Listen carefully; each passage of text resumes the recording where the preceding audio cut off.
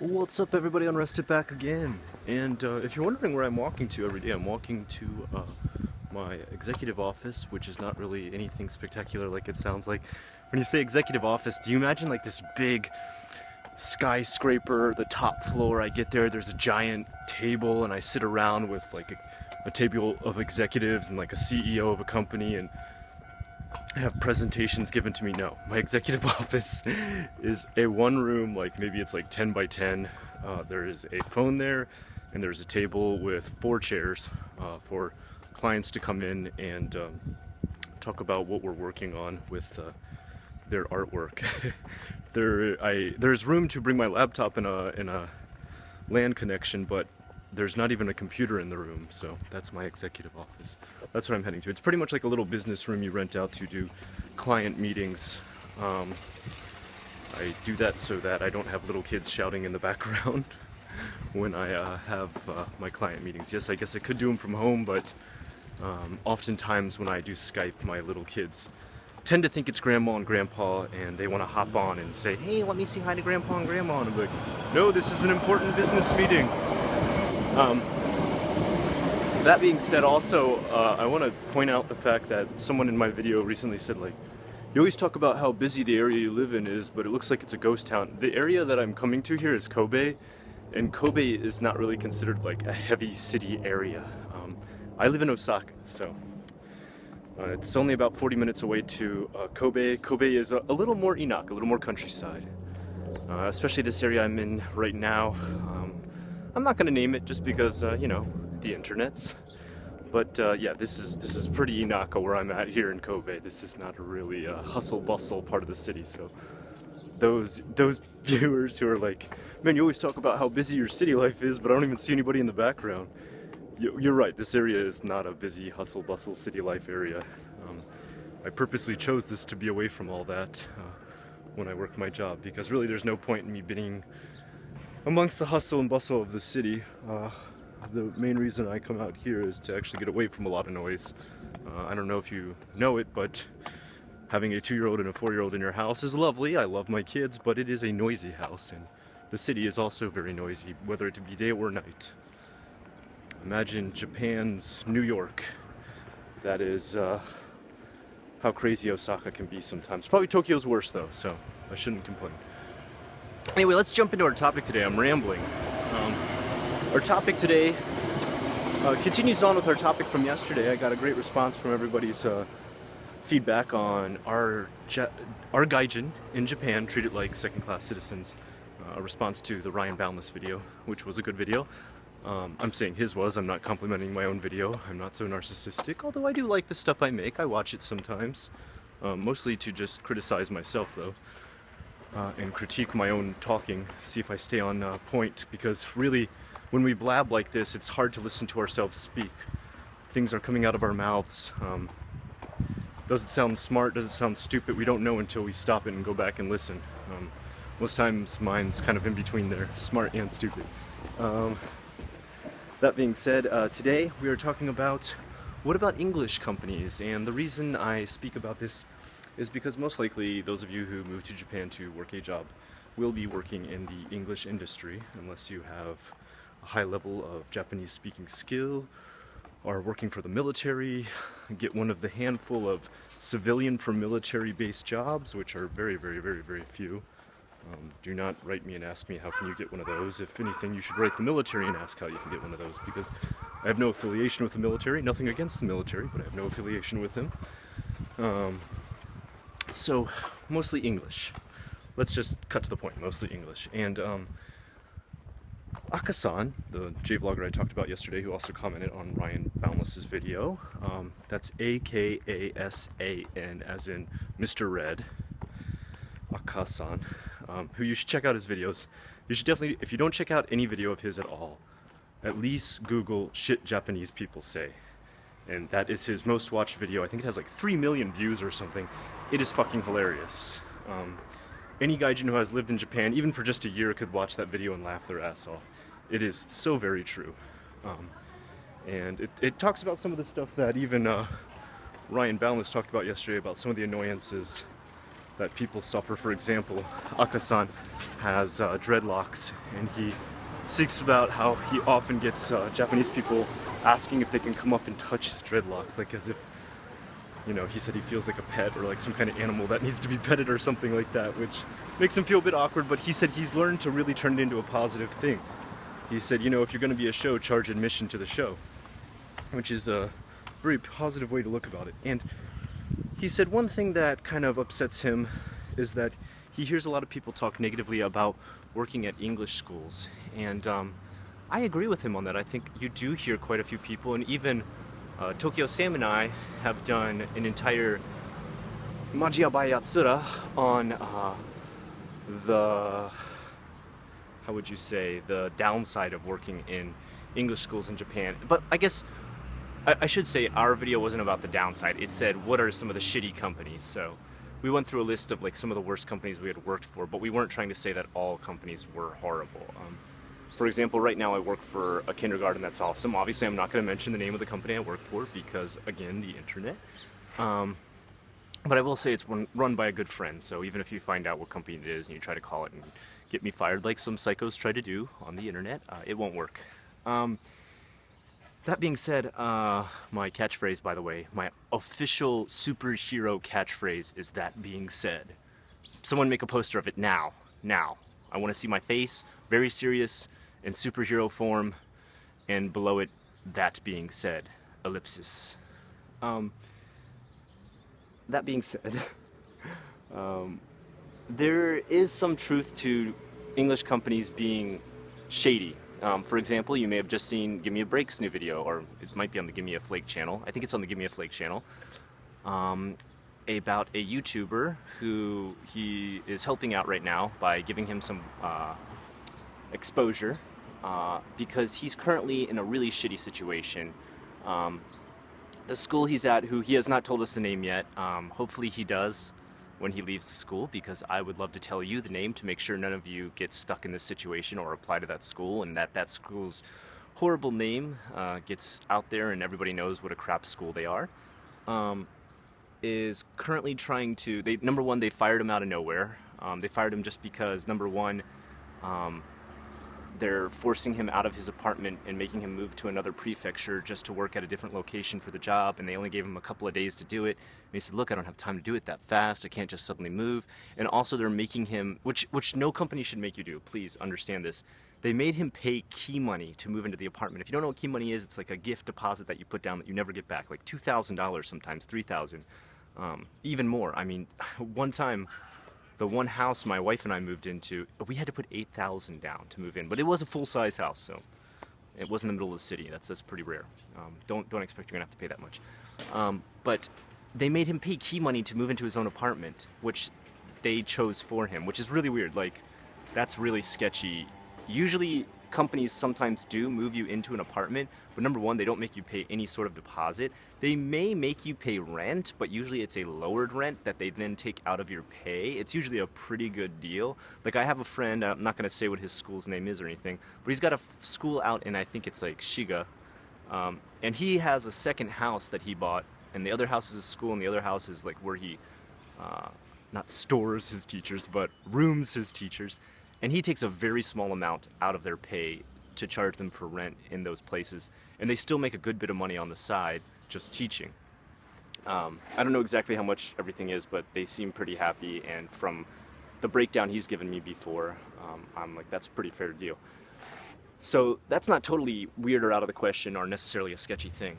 Like, for example, even Nova, although they way overcharged me for rent, they made me pay $600 for rent for one room in a 3-room apartment, which is shit. They're totally scalping you, man. They're taking tons of money.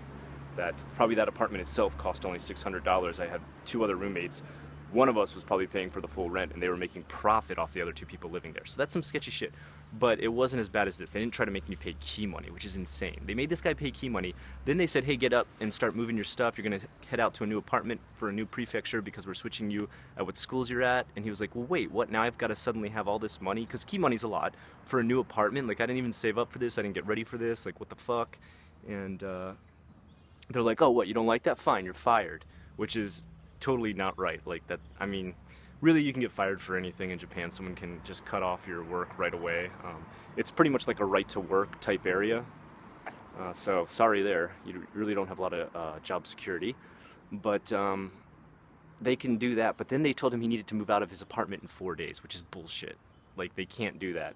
So he went and asked the realtor who owns the place. The realtor said that's bullshit, they can't make you do that. So it's cool enough so you can see that this is the good side of Japan. The realtor actually stood up for him and was like, no, don't listen to that, you can stay in your place, it's cool.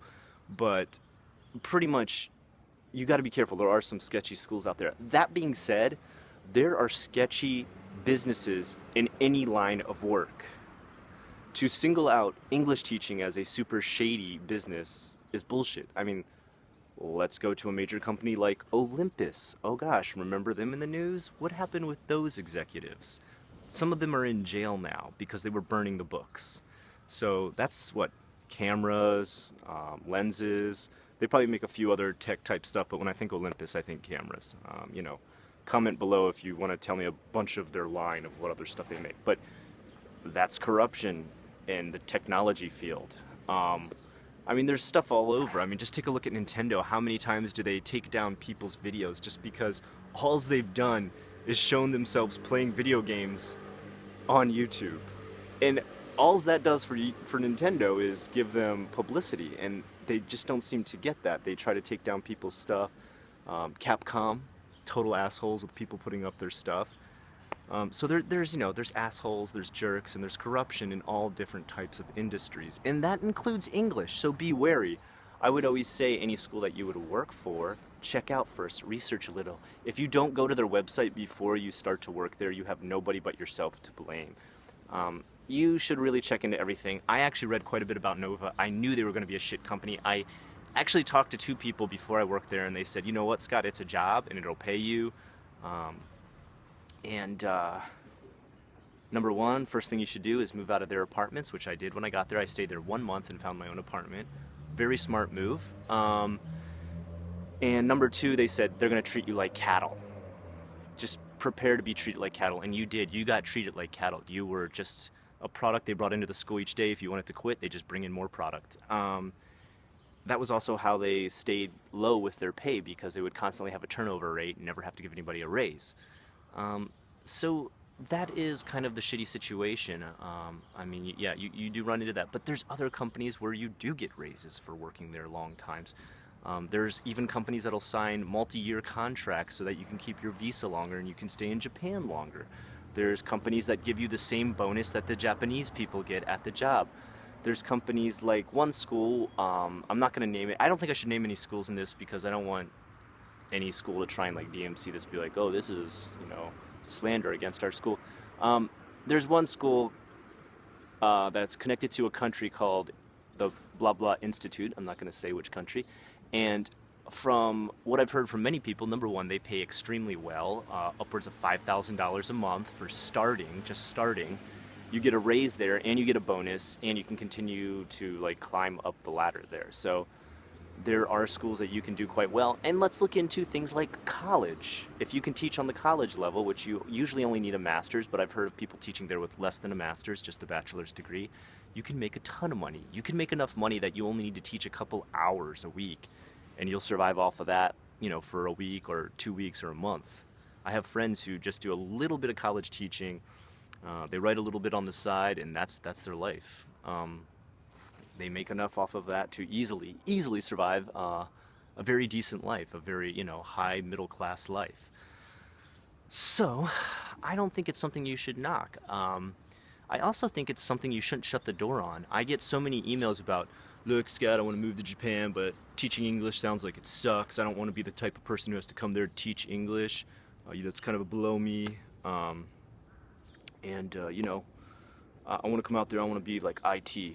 I'm like, well, you know, you speak perfect Japanese, because, you know, any company you work for where English isn't the language spoken around the company, then you need to speak Japanese. They're like, what? No, of course not. I don't speak any Japanese. Well, then you're going into English, dude. You're going to get your foot in the door in Japan by going into English first. Sorry, that's the truth. Once you get here, you start to learn the language while you're working your English teaching job. then maybe you can get your foot in the door with an IT company because you'll actually be able to speak the language to even get through the interview. Um, I think that's something people totally like look down upon. I had one friend, and I'm not gonna say his name or his channel name because he's got a channel, um, and he had a shop that wasn't doing well for a while here in Japan. That's what he did. He had a shop that he ran, and he'd always be like, "What should I do? You know, I'm losing money left and right. I'm not doing well." And I'd say, "Well, why don't you just teach English?" And he would get so angry when I would suggest that. He'd be like, "No, that is not my thing. That is below me. I will not be teaching English." And now guess what he's doing? Because he was in money troubles, he's teaching English. It's no longer below him anymore. Surprise, surprise. Survival comes first. What jobs you think are below you come second. You know, a job is a job. I tell you what, if you could come here and just be a garbage man, you should be proud of yourself. If you come here and just work at a ramen restaurant and make 900 yen an hour, you should be proud of yourself because you're working an honest job and paying for shit. Okay, as long as you're working an honest job that isn't breaking people's liberties or rights, you should be proud of that shit. And anybody who tells you anything different is full of shit themselves, or probably is either number one, unhappy with their own job, or doesn't have a job, or is too picky. I'll tell you what, before I came to Japan, while I went through college, I worked damn near every job you can possibly imagine. Retail, pizza delivery boy, grocery bagger, God, you name it, I've probably worked it. And you know what I thought was the most important part about those is just working an honest job. Just coming there to work on time, doing my shift, getting my money, getting paid. Yeah, did it suck some days? Yeah, it totally sucked. Did I have stupid customers who yelled at me or like people who were unhappy? Yeah. But I was there doing a job, getting paid the legal way, man. I was making a living for myself, doing an honest days of work. And anybody who wants to hate on that, that's fine, but usually either one, like I said, they don't have a job, or number two, they think they're too good for a job, or number three, they're unhappy with the job that they're currently at. Anyway, don't let people get you down about how English teaching is. Yes, there is some corruption out here. Yes, there is businesses out here that totally suck with how they treat people. I can tell you a few stories myself. I had one where a guy tried to literally sue me to get his last paycheck back from me because he accused me of stealing money from the company. I had to hire a lawyer. I had to have a legal letter written and sent to him. And right before this, the guy actually came to my house with a group of his like employees there. And like this was all Gaijin people too, so Japanese had nothing to do with this, all right? All these people were Gaijin that did this. And they came to my house and tried to harass me at 7 a.m. in the morning. And I had just had my newborn child, Kenny, my first kid, had just been born. Like literally, like my wife had been home from the hospital like 3 weeks or something. And they're coming there like, they're at the camera at the door, like intimidating, like, you better open the door, you better give us some money, you know, we want that last paycheck back and stuff like that. You know, I went to the cops. They didn't do anything. They were useless. I went to the Better Business Bureau and reported them. I eventually had to go to a lawyer, and the lawyer was just like, no, that's fucked up. He was like, no matter what happened at the company, no matter what this guy even thinks or wants to accuse you of, you can't show up to somebody's house and do that. So I had to pay this lawyer a little bit of money. He wrote a legal letter. I ended up not only getting to keep my paycheck, of course, I got paid a second paycheck for the time that I didn't get paid for the last few days I worked there, because you don't get paid, you know, like if you quit halfway through, which I did because the place was corrupt. I got paid for a website that he never paid me for. And I got paid, I made him pay back my lawyer's bill. So I ended up getting like something like triple the money back. Well, it turns out in the end, the guy ran off to the Philippines. He had a hotel out in the Philippines that was going bankrupt, and he was stealing money from his own company to support this hotel out in the Philippines. So that's what it turned out to be in the end, and never received an apology from any of those people that work there. When I see them on the street, because they live kind of close to me, it's funny, when I see them on the street, they won't fucking look at me, man. They won't even look my way. They just, I don't know who you are, man. This is what, I don't know what you're talking about. Like if I see him out at a bar, I saw one of them out at a bar one time, like he acted like it had never happened. He wouldn't bring it up, he wouldn't talk about it, he'd just be like, oh yeah, that place, yeah, I don't work there anymore. Like I just laughed, you know, like I didn't push him anymore because he knew what he had done.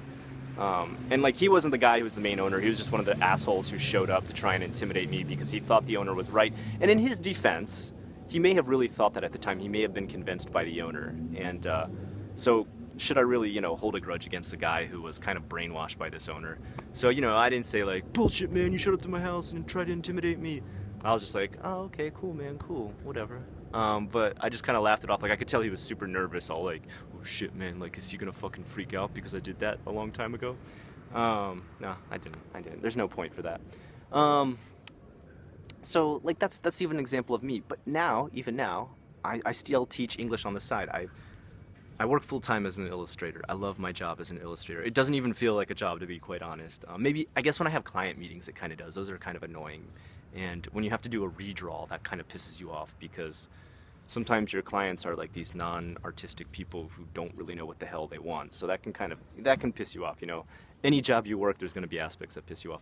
Of course, I can't complain. I don't want to lose my clients, so I just redraw it. I redo it, unless it becomes to a point of ridiculousness. I've had some clients who are like, I need a third, a fourth redrawing, and I'll be like, nah, look, man, take it or leave it. But the thing you've got to understand is, like I said, any industry you work in, there's going to be corruption. I teach on the side now. I teach on the side at a small kindergarten. I love it. It's awesome. Every day there, I get to make up my own lesson pretty much for how I teach them. It includes stuff like I get to juggle, I do magic tricks, I get to kind of create my own very creative lesson, and the kids there just sit there and watch it like it's a show for them and really get into it. And for me, that shows me that I'm doing something right. If the kids don't feel like they're having a lesson and they start to learn these new words because they're sitting there and enjoying it, then I'm doing something right. And I think there's many times where people go into those jobs, they think they just sit there with a book or with some cards and just show some kids some cards or show some adults some books or just rehearse some sentences. And some jobs force you to do that in their defense. And people are bored. They're bored with their job, the students are bored with the lessons, or the students don't want to be there with the lessons, and they start to complain. They start to say, oh, this company sucks, their rules suck. Well, you are choosing to be with that company. There are many, many English teaching jobs out here. And with the 2020 Olympics coming, don't tell me about a shortage of jobs. Even more jobs are popping up left and right because people are now trying to learn English at a furious rate. If you get to teach old people out here, as many complaints as I sometimes have about old people, they're awesome to teach because they're the most quick to talk. They're the most quick to actually want to have a conversation. A lot of these times when you teach these high school students, they're low self-esteem, they're shy, they're just getting to know who they are, they barely understand the language, they feel really nervous about speaking it. Old people don't give a fuck. They'll just talk about anything. They'll tell you about their diarrhea that morning, which maybe you don't want to hear about, but at least they're talking. They're using the language, That's the thing. You're gonna get them talking.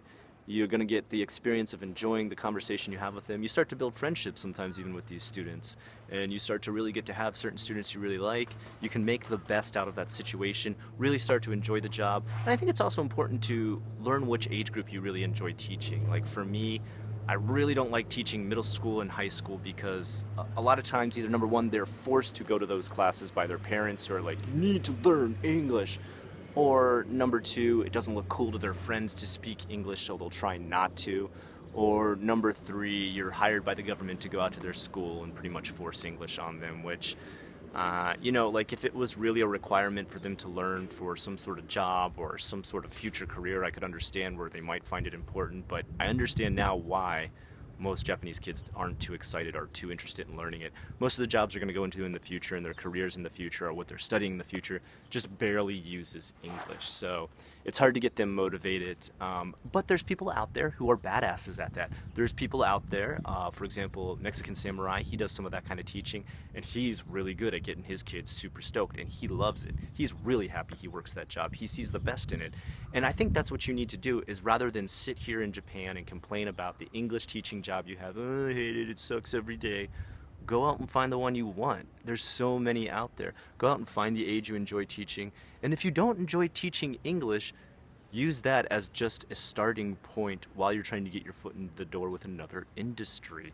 Learn the language of the country so that you can get into something outside of teaching English, because Many companies need someone who's bilingual. They need something either for translation or even something like awesome localization for video games. Think about getting into that. Yes, companies need that. Even very small companies need that. So, to sit there and complain about your job, I really feel like that's something you can fix yourself. That's not something that is forced upon you. And yes, you can come here and complain about English companies. And yes, there are some really shitty ones out here. I have more stories about English companies that tried to screw me over. Guess what I did when that happened? I fucking quit. Like instantly. I absolutely quit on the spot, walked out the door, found myself a better job. Or eventually became an illustrator too. I mean, I eventually said goodbye to all of that. The only reason I'm teaching English now is because I got my friend who owns a school. I love his school. I want to see him do well. I love supporting it. And I teach a little bit of private stuff on the side. And actually, totally honest, almost all the private lessons I teach on the side are literally from people coming up to me and like begging me to teach them. Like literally being like, look, I really need to learn English. You know, your wife told me, you know, about you, that you're a gaijin in Japan. Do you teach English? And I do. I mean, you know, I have, before I became an illustrator, I had 5 years of teaching English. So I could say, yes, I have experience teaching English. I hope 5 years is enough. And they're like, all right, look, I'll pay this much. Like, and they offer me a good amount of money. So I do it, right? And I give them a decent lesson. I enjoy it. And because they're friends of the family, usually, mostly it's friends of the family. I have one that was totally random situation. I dropped my train pass card in a park one time, and some random family found it, returned it to the police. The police called me and like, hey, they turned it in so that you could come pick up your ticket. I would have lost $500 if I had lost that ticket. So that was awesome of them, super nice. So one thing you can do is if you do that, you can leave your phone number, and if the person who retrieves their item that you lost, whether it be a wallet or a card, one thing they have in Japan is if you leave your phone number, you can say, did they leave their phone number so I can call them and thank them or give them a gift or something? And I did that. I called them. I was ready to give them a gift, and the guy was like, actually, and he started speaking English. I was like, whoa, what? Like, because it's pretty rare in Japan. It was like really good English too. He's like, could you maybe teach my daughter English? And I was like, well, I charge usually. And he's like, that's okay. I'm going to pay. And now I have a, you know, I have that lesson level that I don't like to teach, but she's okay. She's all right. She's a good kid. And yeah, I have a student because of that, just because of totally random stuff. So I guess not always just people walk up to me and ask me, please teach me. But you can see it's like lessons I didn't go out of my way to find. Like you'll start to get lessons yourself like that. Those are just a few stories, man, about English teaching, and that you shouldn't give it a bad rap. You should give it a chance. And if your goal really is to come to Japan, survive, live, and thrive in Japan, you shouldn't turn your nose up at English teaching. And if you are unhappy in your English teaching job, then you need to find one you like, man. And if you're unhappy with the English business in general, then you need to study Japanese and you need to get into another career that you enjoy. And if that doesn't satisfy you, you're pissed off still after that, well then maybe Japan isn't the country for you, right? I'm kind of wondering why you're still here, if you're still super pissed off when you're working the job of your dreams. Like if I was in localization, translating stuff for video games, I'd be super stoked. Why would I ever want to leave Japan? Right now, I'm an illustrator. I'm super stoked. Why would I ever want to leave Japan? I made myself happy. I'm enjoying it. I wake up every day and I'm super stoked. You know, I have my bad days, of course, man. I have days like I'm super depressed about something going on, or like I have a Monday I wake up and I'm like, I have so much fucking work this week. Yeah, I'm feeling a little bit depressed about the overwhelming amount of work I have, but I get through it. To say that life is constant hills without valleys is an incorrect perception of life itself. Anyway, there's another insanely long JFAQ. Sorry guys, these last 2 days I've just been going on and on, almost like a ramble. Do you enjoy it when these JFAQs are this long, or does it get kind of annoying? If you enjoy these long ones, people tell me they really enjoy ones where I talk about experiences about my life, which I guess that's pretty important, because to just give people information, be like, Japan's like this, here's no examples, would suck. So that's why I tend to do that. I guess maybe that's why people enjoy it. Maybe, I don't know. Let me know in the comments below. Anyway, if you liked what you saw here today, please like, comment, and subscribe. I am unrested.